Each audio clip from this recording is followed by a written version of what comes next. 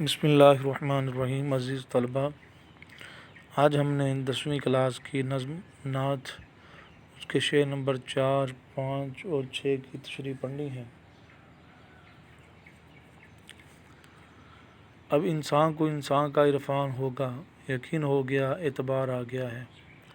انسان بشر مراد حضرت آدم کی اولاد کا ایک فرد، عرفان پہچان، معرفت، یقین، اعتماد، تسلی، اعتبار، بھروسہ، اعتماد۔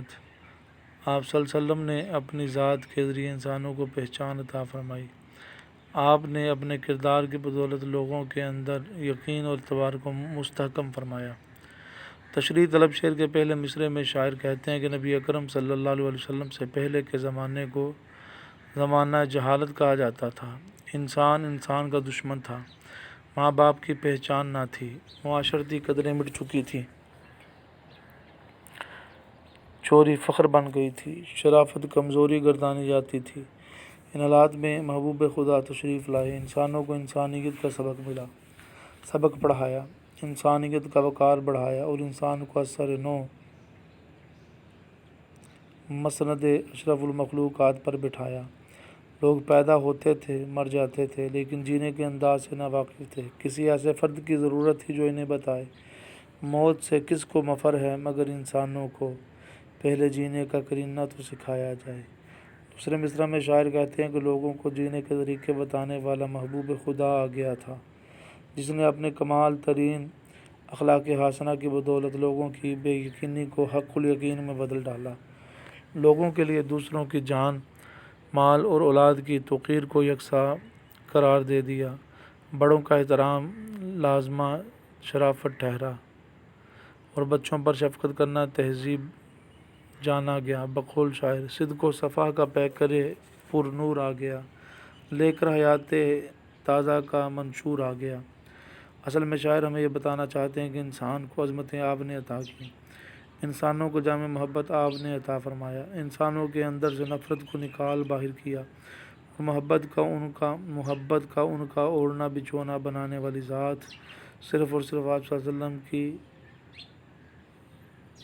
ذات تھی۔ بقول ہری چند اختر: کس نے ذروں کو اٹھایا اور صحرا کر دیا، کس نے قطروں کو ملایا اور دریا کر دیا، آدمیت کا غرض سامان مہیا کر دیا، ایک عرب نے آدمی کا بول بالا کر دیا۔ شعر نمبر 5: بجھے گا نہ جس کا چراغ محبت، وہ پیغمبر ذی وقار آ گیا ہے۔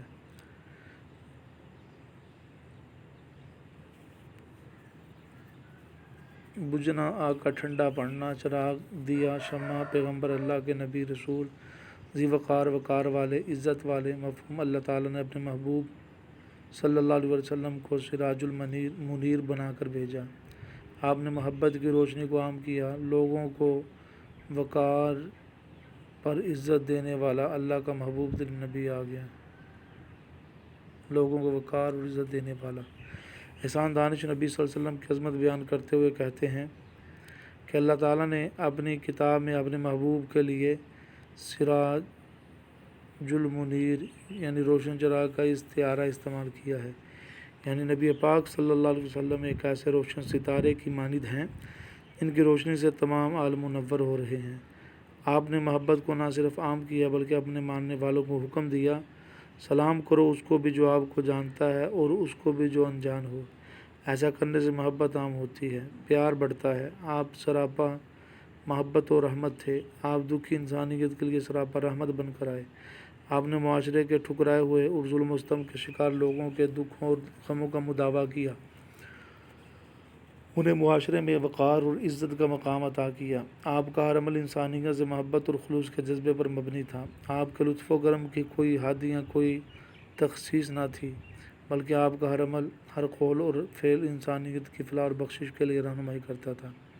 بقول اسحاق جلال پوری: آپ نے سب کی رہنمائی کی، ساری مخلوق سے بھلائی کی۔ دوسرے مصرعے میں شاعر کہتے ہیں کہ اللہ تعالیٰ نے اپنے محبوب کو وہ وقار عطا کیا کہ سرور دو عالم کے اعزاز سے نوازا، رحمت للعالمین کے لقب سے وقار عطا کیا۔ اللہ تعالیٰ نے آپ کو کس قدر عظمت، عزت اور شان عطا کی، اس کا اندازہ ہمیں سورۃ الکوثر کی ابتدائی آیات سے ہو جاتا ہے۔ فرمان خداوندی ہے: بے شک اے محبوب ہم نے آپ کو خیر کثیر عطا کی، پس تو اپنے رب کی نماز پڑھ اور قربانی دے۔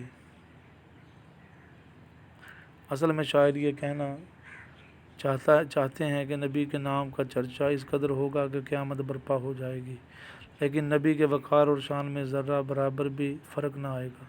تمام زمانے کے افراد خدا کے ذکر کے ساتھ ساتھ اس کے محبوب کے تذکروں سے بھی آباد رہیں گے، اس لیے ہمیں ان کے وقار اور اعزاز کو اور زیادہ توقیر اور شرف عطا کرنا ہوگا، کیونکہ بقول شاعر دونوں عالم میں تجھے مقصود گر دم ہے، اس کا دامن تھام لے جس کا محمد نام ہے۔ شعر نمبر 6 زمانے کو اب اپنی منزل مبارک ایک خضر صد راہ گزار آ گیا ہے۔ زمانہ دنیا جہان منزل کنارہ چوٹی، خضر حضرت خضر مراد رہنمائی کرنے والا، راہ گزار رہنما راستہ دکھانے والا۔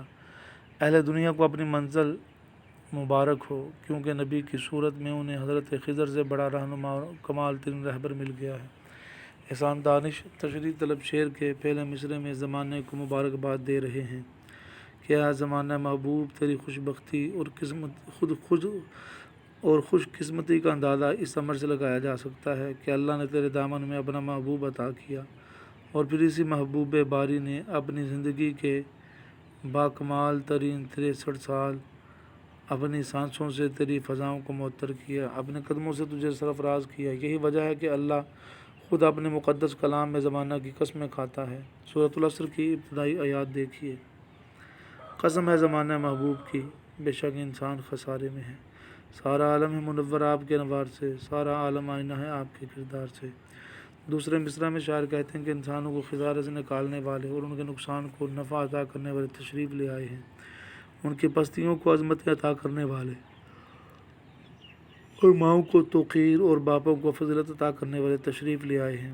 شاعر اصل میں یہ کہہ رہے ہیں کہ حضرت خضر جو رہبر اور رہنما کے طور پر جانے جاتے ہیں، نبی کی ذات ان سے بہت عرفہ اور اعلیٰ مقام پر فائز ہے۔ زمانے میں انہیں امام الانبیاء کے لقب سے جانا جاتا ہے، اور قیامت کے دن مقام محمود پر فائز ہوں گے، یعنی دنیا میں کامل ترین رہبر ہیں۔ قیامت کی مشکل گھڑی میں بھی وہی رہنمائی اور مدد فرمائیں گے۔